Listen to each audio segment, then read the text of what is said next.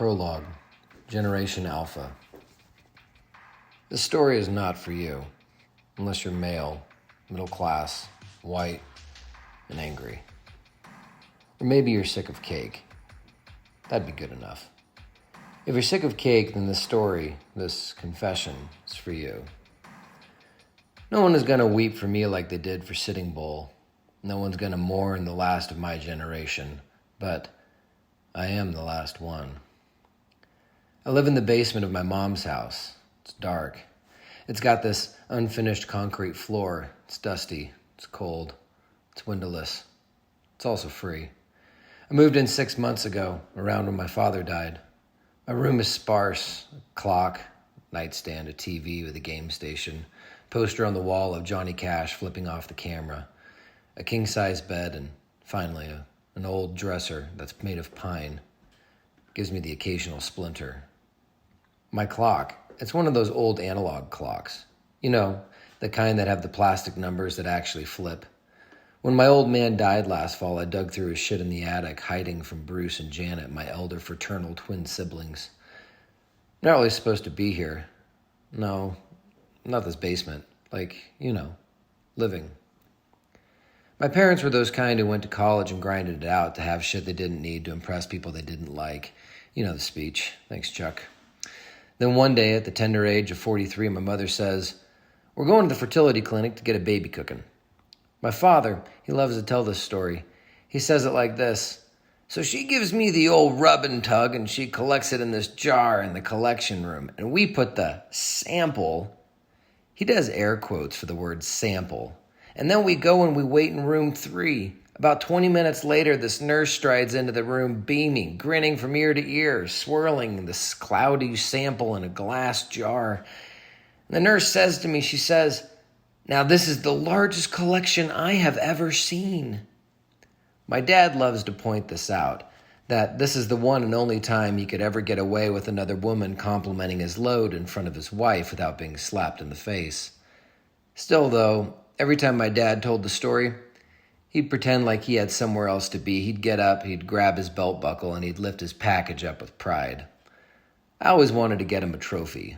Largest load champion, 2024. He's dead now, like I said. Regret is sometimes a funny business. I actually regret not getting him that trophy. Anywho, the largest load delivered, too. My older brother Bruce and Janet were conceived from it. Janet is older by 3 minutes and 33 seconds and declares herself the elder stateswoman of the largest load legacy. I'm not a member of the largest load legacy. I was born 6 years after the twins when my mom was 49 and dad was 53. I wasn't conceived on purpose, though. Mom went into labor with me at 7 months. She was a week away from being past the too pregnant to fly list, so she decided to squeeze in that baby moon with a trip to Australia for New Year's Eve. But due to the delays, she and Dad and the largest load legacy were all flying the evening of December 31st. Then, somewhere over the Atlantic, there was some turbulence. The plane did one of those 10-foot drops, the kind where your balls jump into your stomach. This sent Mom into labor.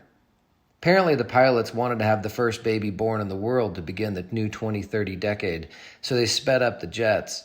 A doctor was on board, and the pilots kept asking if the doctors could keep Mom from having the baby for 10 minutes more. 3 minutes, 5 minutes, whatever. Then 1 minute. Turns out the doctors couldn't prevent my being born at 11:59 and 59 seconds on December 31st, 2029, just 2 miles by air to the international dateline. Had I not been born 10 seconds later, I would have been the first child of the decade. Instead, I became the last child born, not only of the decade, but also of my generation. 2029 marked the end of Generation Alpha. My birth, me, screaming and shitting on myself at 39,000 feet. This was the end of my generation. Now, though, staring at Mount Everest from the safety of a pressurized gondola, I reached into the pocket of my navy blue uniform. My fingers caress a plastic button. It's warm and sweaty. The button is attached to a battery. The battery is loaded with 120 volts of power. If it were any more or less, it would be unable to do the job for which it was intended. See here, I've told you how it began. This story, this confession, well, this is how it ends. Chapter 1. Today the clock's alarm's going off from across the room. Faded speakers limply arouse me. 5:37 a.m., shithead. Rise and shine, it's driving time. I deliver the goods. I laugh when I say this to people. I've never delivered the goods for anything except for that one time in Wichita, but never mind Wichita. I deliver packages. Packages with the goods. I'm just kidding. I just drive. I just drive where the Happy Z GPS tells me where. I drive, I stop, I deliver packages. The muffled speakers drone on. It's 5:38, shithead. Rise and shine, it's driving time. Shit, I muttered through glossy, unwilling to greet the day with a smile hung over eyes. You might be wondering why my alarm clock is across the room. Biohacking. That's why. Yesterday, driving home from work, I saw this thumbnail on YouTube, 5 ways to stop being late and be more confident. It had a picture of a guy who was clearly more successful and confident than me. Not exactly a Herculean feat of strength, but who isn't more confident than me?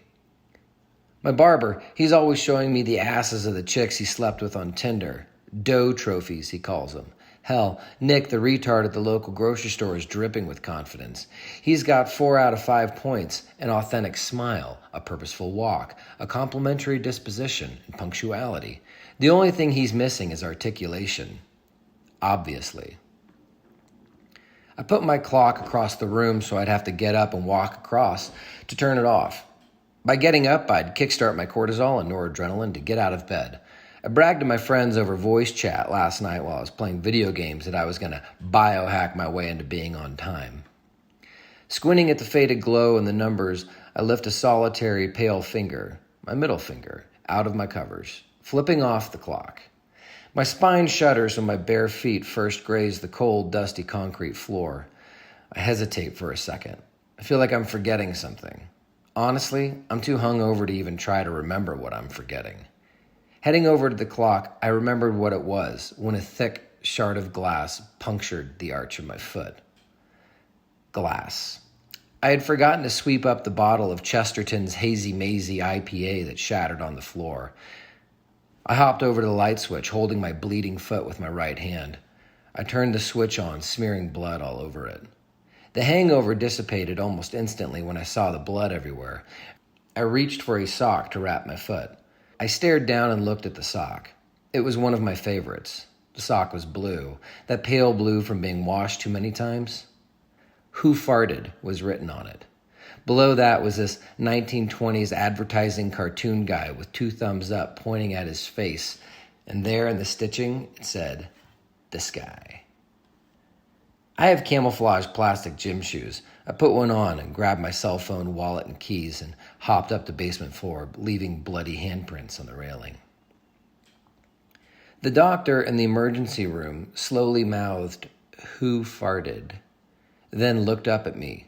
Slowly, very slowly, I raised 2 thumbs up and pointed at my chest. "This guy," was all I could say. I'm a stork. A delivery driver for packages over 5 pounds. Where the package is less than 5 pounds, a drone would deliver it. I bring joy and possibilities and wonder and anticipation and magic and with every package. 10 years ago for Christmas, they called us elves. You know, we were the essence of Christmas. Apparently, the term elf, when used in the context of manufacturing goods or services, which is generally identified as referencing fairy tales regarding the subjugation of magical powers of little people, or dwarves, or midgets for manual labor. So, to avoid further insensitivity, we were named storks. Hello, and thanks for calling. Please note that our menu options have changed. Anxious fingers press 4 on my keypad. I accidentally press it twice. Please enter your PIN and then leave a message for your supervisor. I mutter the PIN, 0000. Hi Maverick, Jim Brown here. Just wanted to let you know that I was injured and got stitches this morning. I filled out the employee sick day request form online and I'll be able to be back in tomorrow. Sorry, bye. Normally I wouldn't care if I got fired, but this time would be the first time that getting fired mattered. I'm on a point scale. Get to 10 and blammo. fired like Toasty McToasterton. 2 points for a tardy, 1 point for missing my time on task. After 5 points in a month, you get demoted back to the previous position, and 5 more from there, and you get fired. My phone buzzes almost immediately. My blood pressure rises. My pitch rises also. Hello? Hey, Jim, Maverick here. Can you come to the nest to sort some packages? You can avoid taking the sick day, and we could use the help over here. Jesus, I thought. It almost sounds like he cares about me. Or you can just take the day, but it doesn't look like you'll be eligible for another one for at least a month or two. There you are, you prick. Roger that. I'll report for duty by 8. I speak to him in some form of pigeon military jargon. 10-4, see you soon. Maverick, the nest supervisor of the 8th branch in the Consumer Electronics Division, hangs up. At first, I thought his name was cool. Then I thought it was ironic. Now, I think it's parent cruelty. At least my parents named me Jim, not James, just plain Jim. And my name doesn't have to live up to anything. But poor Supervisor Maverick Derringer, he'll be chasing that name his whole life. Parking. Walking. Concrete buildings and AstroTurf. Keypad. Security code. Walking. Metal detector. Bernice. Massive Bernice. Massive tits popping out of a brown security jacket. Joking. Grabbing. Keys, wallet, phone. Walking. Elevator button. Basement. Locker room. Walking. Chain link fence. Security code. Buttons. Buzz. Walking 50 yards. Right turn. 40 yards. Left turn into branch 8. I don't mind the pick and pack job, but sometimes, not all the time, but sometimes, see, I've got this really bad ADHD. If I didn't have this condition, I'd be steady, but it makes me check out. If I hadn't been checked out, then maybe he'd still be alive and I wouldn't live with Mom. I'm angry. Maybe not angry, but I don't know why I'm here. The moment when he died of nothing. Nothing, not cancer, not anything, or at least anything I want to remember. Remember, it wasn't his fault. That fault lies with me because I'm a victim of my own biology. Give me peace and I want war. Give me war, I want peace. Give me a lifetime of fucking and I'll go to the mountains. Give me cake and I'll give you dynamite. Earth to Jim! A pale, greasy palm waved in front of my face. It was my friend Morgan. Then, silence. Back in the shipping department, I'm surprised that the industrial operations that sounded cacophonous in the beginning now chime euphoniously. I bob my head, tap my finger, and sway as I listen to Wall Street's drums of war. War machine. Machine learning. 9 hours pass, then done. Thanking, blinking, smiling. Picking, packing, walking. Packing, walking. 9 hours. Then walking, right turn, 40 yards, left turn, walking, 50 yards, security code, buttons, buzz, chain link fence, walking, locker room, elevator, metal detector, stand, great mustache, keys, wallet, phone, walking, concrete, AstroTurf, parking garage, keys, door, ignition, controlled explosion. Resentment, anger, and shame, and every conceivable demon mock me when I pull into that driveway. The darkened window over the garage salutes me, mocks me. The screen door squeals. I twist the chipped copper door handle. I step over the dusty threshold into the dark house and see smoke rising from the couch. I hear rhythmic compressions emit from the oxygen tank that's hooked into my mom's nostrils. She watches reruns. She acknowledges me sometimes. She was beautiful once. Her wedding portrait with Dad still sits on the entryway table. He was handsome too, even rich. The life she had is gone. I'd watch reruns too.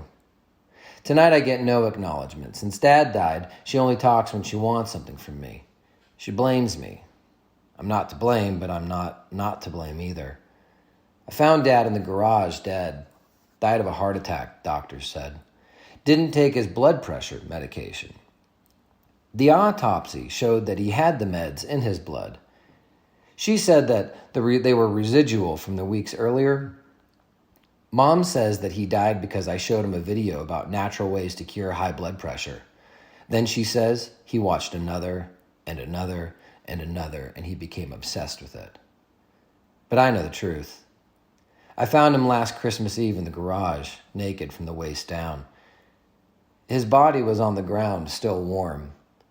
His phone was open to porny time. The title of the video was Bad Bad Annabelle Brown Goes to Town. And I threw up on his workbench. Annabelle Brown was my wife. She served me divorce papers 2 weeks earlier on December 14th. The video was uploaded on Thanksgiving. I thought we were going to be able to work it out. I stood there, staring at my wife, surrounded by dicks, smelling my throw up, and my dad, looking down at him. He's dead of a heart attack. Drunk, a couple months ago, I watched the video. In minute 1, she holds up a sign. "This is for you, Jim Brown," it says. Then another sign. "Here's the face of a loser." The sign has my face on it. And then I see it has 25 million views. She screams into the camera, "Look at all these guys who can get it up. Aw, but you can't." She was right. I couldn't get an erection with her watching unless I was drunk. I'd had a porn addiction I'd picked up around 12.